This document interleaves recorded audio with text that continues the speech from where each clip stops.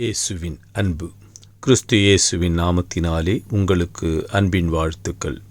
யோவான் எழுதின சுவிசேஷம் 11ஆம் அதிகாரம் 40ஆம் வசனம்.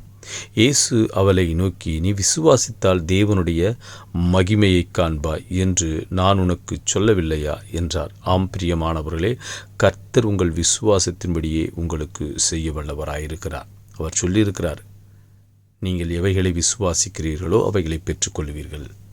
விசுவாசம் என்பது நம்பிக்கை.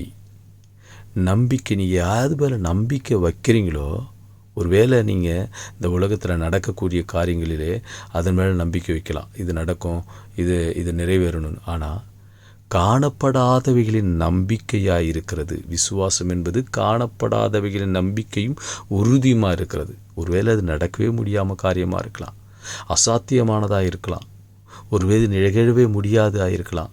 ஆனால் அவைகளை நீங்கள் நம்பும்போது, அவைகளை நடக்க வேண்டும் என்று தேவனிடத்தில் விசுவாசிக்கும்போது, தேவன் பேரில் நம்பிக்கை வைக்கணும். இது நடக்கணும் ஆண்டவரே அப்படின்னு தேவன் பேரிலே நீங்கள் நம்பிக்கை வைத்தீர்களானால் அது அப்படியே உங்களுக்கு நடக்கும். கர்த்தர் வேதத்தில் வசனம் சொல்லுது, நீங்கள் இந்த கடுகளவு உங்களுக்கு விசுவாசம் இருந்தால் கூட போதுமா, இந்த மலையை பார்த்து பெயர்ந்து போய் சமுத்திரத்தில் விழுனா அது விழுமா.